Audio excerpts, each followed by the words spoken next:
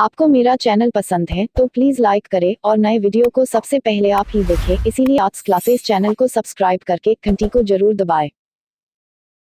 चलिए, नमस्कार, आदाब, सत श्री अकाल की हाल चाल। आप सभी अध्ययन करने वाले मित्रों को आपके ही अपने YouTube चैनल आर्ट्स क्लास के ऊपर में स्वागत है। और मैं भारती सर, पटना, बिहार से।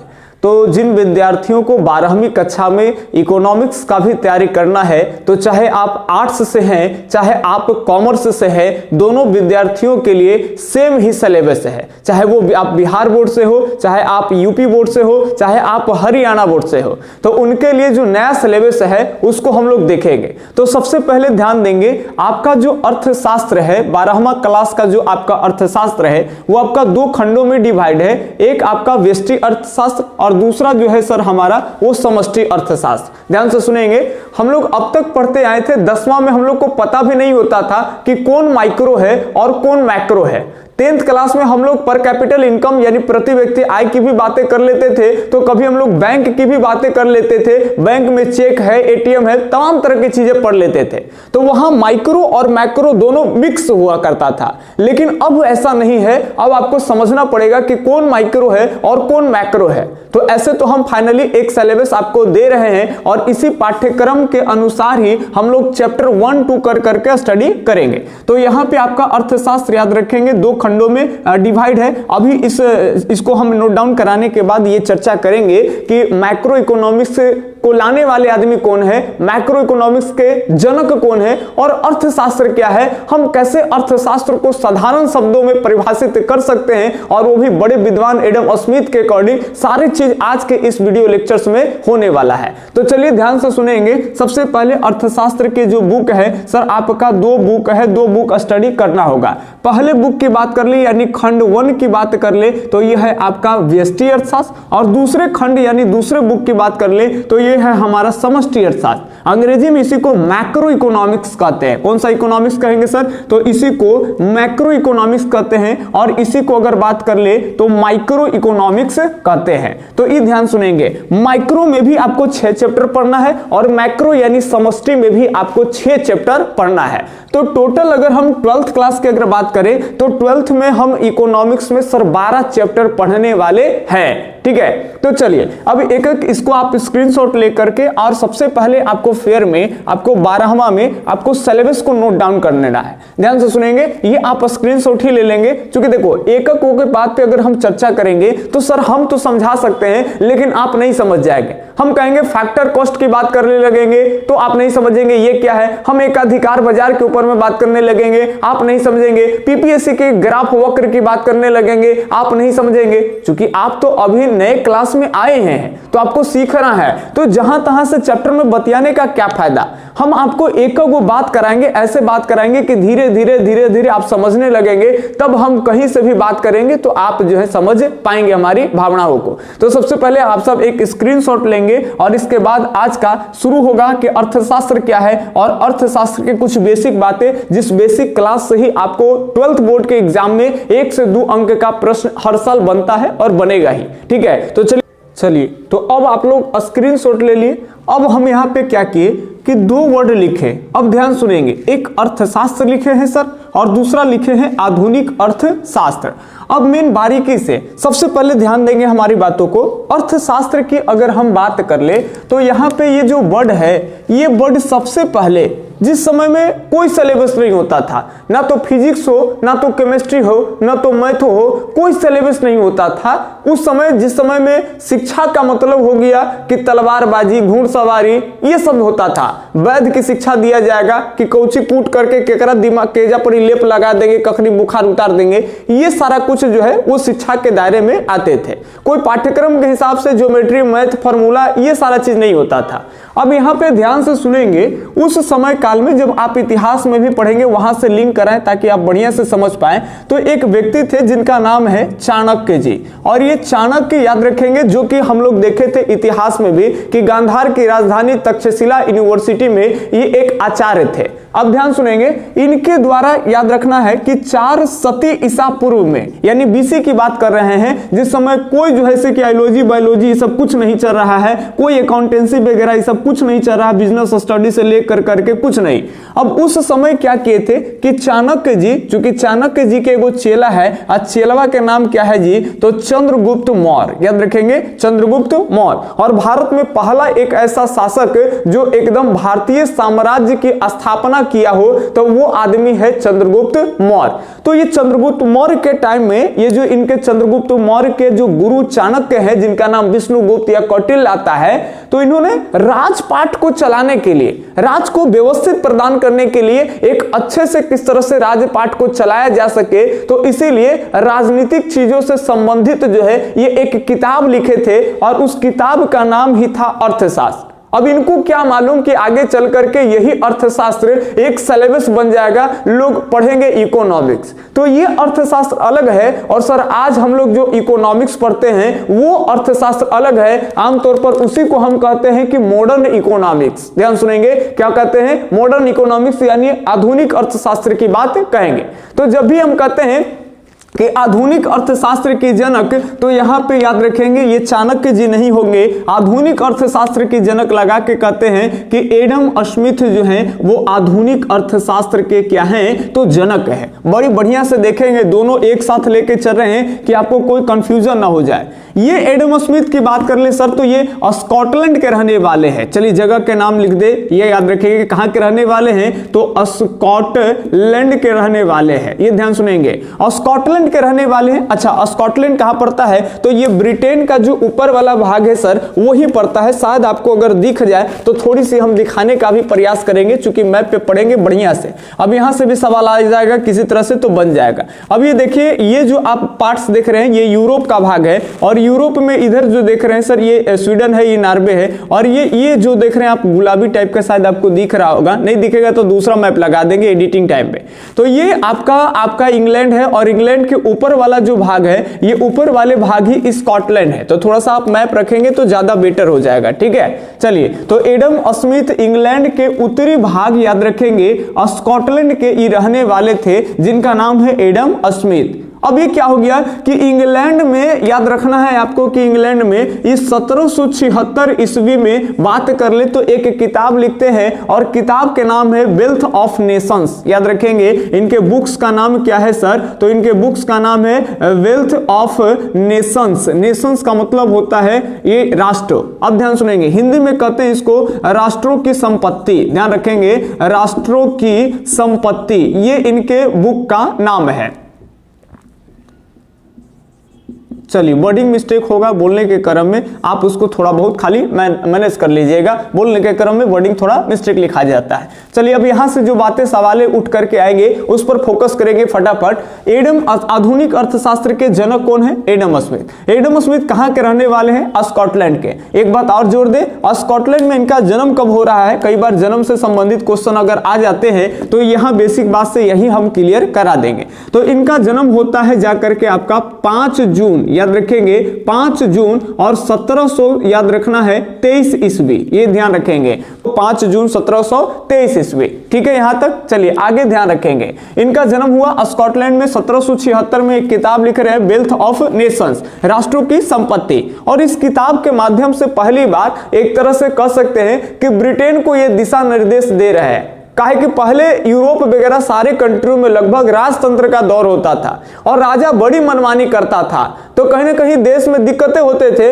और ये समझे, बात को समझे, और समझने के बाद एक किताब लिख रहे हैं और ब्रिटेन के राजा को ही एक तरह से इंडिकेट कर रहे, सुझाव दे रहे हैं कि यहाँ की जो जनता है उस जनता को अपने हाल पर ही छोड़ दीजिए। यानी जनता में बहुत ज्यादा हस्तक्षेप करने की जरूरत नहीं है। यानी एक तरह से हम बात कर ले सर, तो ये निजीकरण की ओर इंडिकेशन दे रहे, यानी जो पूंजीवादी होता है ना, तो पूंजीवादी देशों में क्या होते हैं कि उत्पादन के जितने भी साधन होते हैं उन पर खास आदमी का, निजी व्यक्ति का अधिकार होता है। सरकार का अधिकार कब बहुत कम हो जाता है। सरकार कुछ मामला में हस्तक्षेप कर सकती है, जैसे बैंकिंग सेक्टर हो गया, परिवहन वगैरह ये सब हो गया, तो इन चीजों में। लेकिन आजादी ज्यादातर उद्योग धंधा वगैरह ये सब होगा तो निजी व्यक्ति का। तो एक तरह से याद रखेंगे यही इंडिकेशन कर रहे हैं, और इनके इस बुक्स में और बहुत सारी चीज जोड़ने लगेंगे, और जब ये इकोनॉमिक्स के सेक्टर में बहुत कुछ कर देंगे, ध्यान रखेंगे। क्योंकि इनके बारे में जब पढ़ते हैं तो पता चलता है कि ये विवाह भी नहीं किए थे, ये अविवाहित रह गए थे। इनको लगता था कि इकोनॉमिक्स के सेक्टर में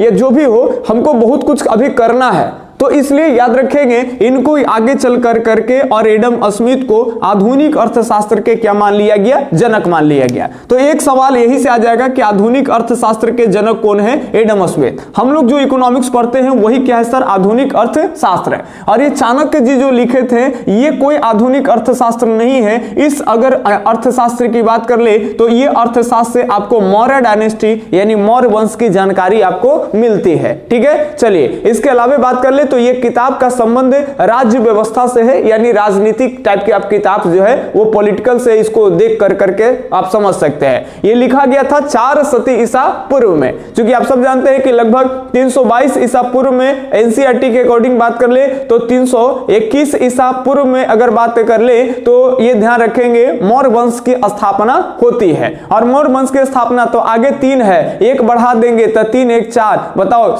कौन शताब्दी हो जाएगा सर, तो चौथी शताब्दी ईसा पूर्व। तो ये 2 बातें आ गई। अब ध्यान से सुनेंगे, यहां से चीज और अभी आगे बढ़ेगा, थोड़ी सी यहां ध्यान से सुनते रहेंगे बात को। ये तो बात हो गई कि ये जनक है आधुनिक अर्थशास्त्र के। अब यही दौर आगे चलते रहा, लेकिन थोड़ी सी डेफिनेशन भी साथ साथ देखेंगे। मालूम है आपको अर्थशास्त्र होता है क्या?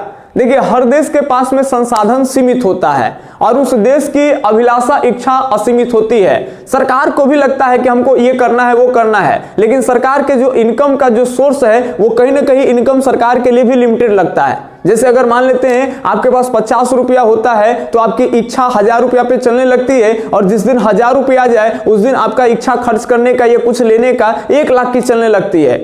तो उस दरमियान बात कर ले तो संसाधन को सीमित मानते हैं और इच्छा सरना ये असीमित होते हैं, ये अनगिनत होते हैं, इच्छाएं हमेशा बढ़ती है। और इसी कड़ी के बीच अर्थशास्त्र उसी का कड़ी है कि सीमित संसाधनों में भी और ये असीमित जो हमारी इच्छाएं हैं उसी को मैनेज करने के लिए सिखाती है कौन, तो अर्थशास्त्र। बिल्कुल बढ़िया बात है। अब यहां ध्यान सुनेंगे, उतना नहीं आपको समझ में आता है तो एडम स्मिथ के अकॉर्डिंग परिभाषा देख लीजिए, एक के बारे में याद कहेंगे। According to Adam Smith economics is the science of money. याद रखेंगे, अकॉर्डिंग टू एडम स्मिथ यानी एडम स्मिथ के अनुसार economics is a science of money. Science of money इसी पे जोड़ देंगे। यानी अगर अर्थशास्त्र की बात कर ले तो एक लाइनों में हम कह सकते हैं कि अर्थशास्त्र जो है सर वो याद रखेंगे मुद्राओं का विज्ञान है। किसका विज्ञान है, तो मुद्राओं का विज्ञान है। इकोनॉमिक्स का डेफिनेशन परिभाषा खत्म। चाहे आप कह सकते हैं कि मुद्राओं का विज्ञान है या फिर कह सकते हैं कि धन का विज्ञान है। किसका विज्ञान है, धन का विज्ञान है। ये एक लाइन में इतना शॉर्टली डेफिनेशन और कहीं नहीं मिल सकता है। और वो भी इतना शॉर्टली डेफिनेशन की भी बात कर दे तो वो भी बहुत बड़े आदमी यानी जो फादर ऑफ इकोनॉमिक्स, जो इकोनॉमिक्स के जनक कहे जाते हैं, उनके अनुसार हम बता दे रहे हैं आपको। तो याद रखेंगे एडम स्मिथ के अनुसार अगर बात कर ले तो अर्थशास्त्र क्या है, तो अर्थशास्त्र जो है वो धन का एक विज्ञान है, यानी मुद्राओं का एक क्या है, तो विज्ञान है। साइंस ऑफ मनी की बातें यहां पे आ रही है, याद रहेगा आपको। चलिए, तो ये एडम स्मिथ के अकॉर्डिंग परिभाषा हो गया। अब सर ये तो इकोनॉमिक्स आना शुरू हो गया, लेकिन अब हुआ क्या, आप सब जानते हैं कि 1929 में विश्व में भारी आर्थिक संकट आ गया था। आप सब जानते हैं कि आर्थिक संकट कब आया भारी, तो 1929 का। और 1929 का इतना भारी आर्थिक संकट आ गया, इसमें सबसे ज्यादा हाल जर्मन के खराब था। हाल जर्मन के बड़ा खराब था। जर्मन के इतिहास में हम लोग पढ़े थे कि जर्मन में अगर आदमी को यानी पैसे का वैल्यू कम गया था, वैल्यू बढ़ गया था तो वस्तु के, और उस समय अगर किसी को पाव रोटी वगैरह ये सब लाना होता था खाने के लिए, छोटी छोटी सामग्री हो, तो उसके लिए लोग बैलगाड़ी पर पैसा लेकर के जाते थे और वहां पर वो लोग पैकेट में लुका करके इसे चाप के सामान लेके आते थे कि कोई छीन न ले।